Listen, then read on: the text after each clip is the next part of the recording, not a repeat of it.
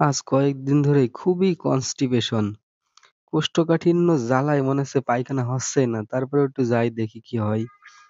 এত কষ্ট এই পায়খানা করতে যেয়ে, ওরে বাবা বাবা! এত চাপ দিই, তাও সহজে পায়খানা হয় না। কি একটা কষ্টের মধ্যে পড়লাম আমি। খাওয়া-দাওয়া তো ঠিকই করি, বাইরে তো সমানে খাই। উফ! একদম জীবন শেষ হয়ে গেল। ঘাইমে গেলাম এই পায়খানা করতে যেয়ে। তাও যদি হয়, খালি রক্ত বেরিয়ে যায়। কি এখন করব? এটা কি কারোর ভুলা যায় এই লজ্জার কথা? মনে হয় একটা কি মাংসপেশির মতন বেরিয়ে চলে আসে, গুটার মতন। জীবন তো শেষ হয়ে যাবে। এ লজ্জার কথা না যাবে কারোর বলা, না যাবে কোনো ডাক্তারের কাছে যাওয়া। এ তো মানসি শুনলেও তো একদম মানে ছি, ছি করবে। কবিরাজের কাছে যাবো নাকি তাও তো বুঝতে পারছি না। কি যে এখন করি? হাতুড়ে ডাক্তার-মাক্তারের কাছে গেলে যদি সারে তাও তো ভালো। একটা বুদ্ধি পাওয়া গেছে। তাইলে এক কাজ করি, YouTube এ একটু ভিডিওটা দেখি কি হয়। YouTube এর ভিডিও দেখলে মনে হয় ভালো হইতে পারি। একটা বুদ্ধি পাবো। দেখি ইউটিউবে যাই, যাই যদি একটা ভালো ভিডিও পাই। শুনলাম ইশতিয়াক শাকিলের ভিডিও নাকি ভালো হয়। ওই ভিডিওটা দেখি যে ওনার পাইলসের ভিডিও আছে নাকি। থাকলে ওই ভিডিওটা দেখবো। দেখে উনি যে পরামর্শ দেবে, যে কথা বলবে, ওই ভিডিওটাই দেখবো। আমরা অনেক সময় অনেক বিজ্ঞাপন দেখে থাকি, ইউটিউব সহ বিভিন্ন প্ল্যাটফর্ম এবং বাসের গায়ে দেখি বা বিভিন্ন ইলেকট্রিক খুঁটিতে দেখি যে বিনা অপারেশনে পাইলস, একদিনে পাইলস সেরে যাবে, এক ফাইলে যথেষ্ট, বিভিন্ন প্রোগ্রাম দেখি। এগুলো আসলে আপনাদের জীবন নষ্ট করার জন্য যথেষ্ট। এখানে মূলত যে ট্রিটমেন্টটি করা হয় সেটি মূলত নাইট্রিক অ্যাসিড দিয়ে এই জায়গাগুলোকে পুড়িয়ে দেওয়া হয়। অনেকের ভাগ্য গুণে যদি একবার ভালো হয় তাহলে তো ভালো হয়ে গেলেন, কিন্তু বেশিরভাগ ক্ষেত্রে রোগীদের এই অ্যাসিডের পোড়া সহজে সারতে চায় না।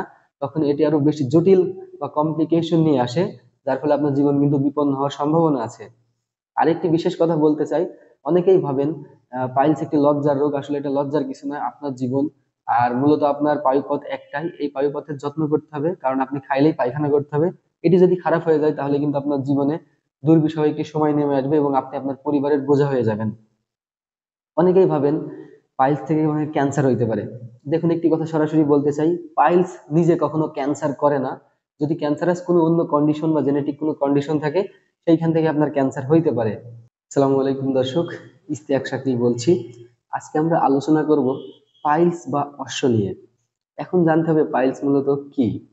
আমাদের অ্যানাল ক্যানাল বা আমাদের পায়ুপথের গায়ে বেশ কয়েকটি কুশন বা নরম আবরণ আছে, যেগুলোকে আমরা বলি অ্যানাল কুশন।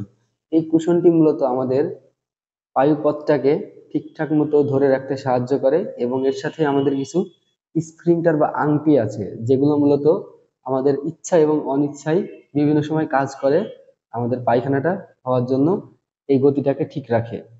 এখন যখন আমরা পায়খানাতে বসে দীর্ঘক্ষণ চাপ দিতে থাকি, এই চাপের ফলে অনেক সময় আমাদের পায়খানার রাস্তার যে শিরাগুলো আছে, সেই শিরাগুলো আস্তে আস্তে আস্তে আস্তে চাপের ফলে ফুলতে থাকে, এবং একটা সময় পরে এত বেশি ফুলে যায়, এত বেশি চাপ চলতে থাকে, এবং শিরাটি তখন আর না পেরে ভিতর থেকে ঠিক বাইরে এরকম চলে আসে। তো পাইলস মূলত দুই প্রকার। স্বাভাবিকভাবে আমরা বলি ইন্টারনাল পাইলস, যেটা মূলত ভিতরের সাইডে হয়, অর্থাৎ 1.5 ইঞ্চি ভিতরে হয় বায়ুপথের। আরেকটি হচ্ছে এক্সটার্নাল পাইলস বা বাইরের পাইলস, যেটা মূলত বায়ুপথের আশেপাশে হয়ে থাকে। প্রথমেই আপনি এটি বুঝতে পারবেন। কিন্তু এই পাইলস আসলে কেন হয়?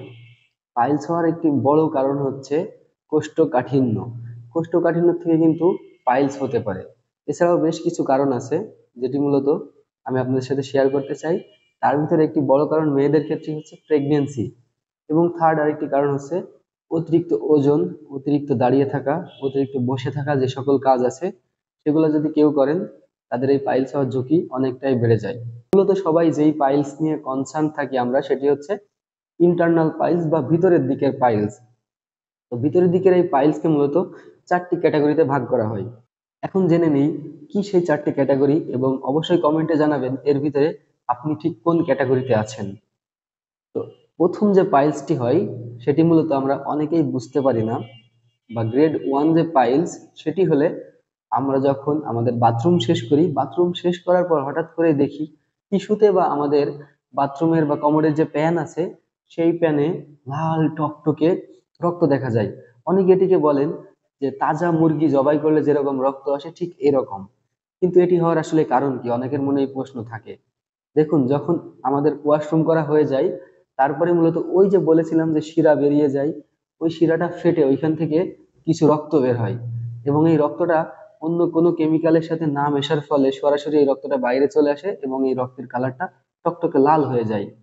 যাদের মূলত অন্যান্য সমস্যা বা পাকস্থলীতে সমস্যা, তাদের যদি পায়খানাতে রক্ত চাই সেটি খুবই কালো হয়, যেটাকে আমরা বলি মেলেনা।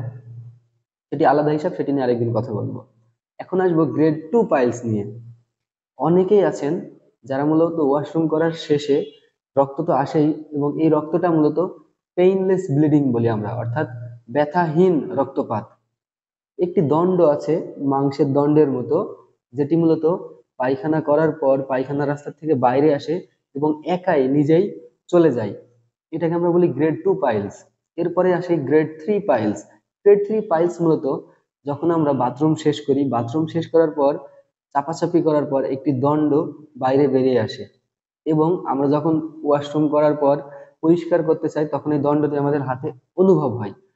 তখন আমরা চেষ্টা করার ফলেও এই দণ্ডটি আর নিজে নিজে ভিতরে যায় না, এটিকে তখন আমাদের আঙ্গুলের হেল্প নিয়ে ভিতরে পাঠাতে হয়। এবং গ্রেড 4 যে পাইলসটি আসে সেটি মূলত আমাদের বাথরুমের যে নালী বা পায়ুপথ, এই পায়ুপথের বাইরে চলে আসে, এবং আমরা যতই চেষ্টা করি আঙ্গুলের সাহায্যে চাপ দিয়ে হইলেও এটি আর আমাদের যে বায়ুপথ সেটির ভিতরে যায় না। অর্থাৎ এটি মূলত একটি প্রোলাপসড কন্ডিশন।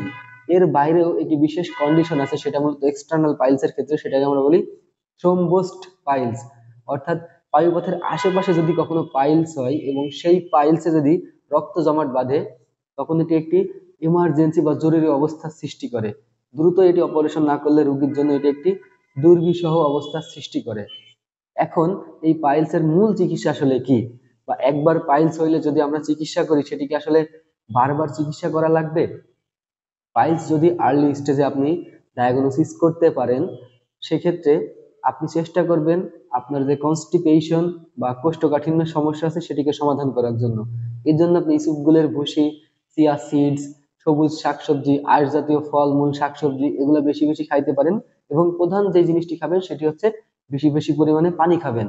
শীতকালে যাদের পানি খাইতে সমস্যা, তারা কুসুম গরম পানি খেতে পারেন, তাহলে মূলত আপনাদের ঠান্ডা সমস্যাটা কম হবে।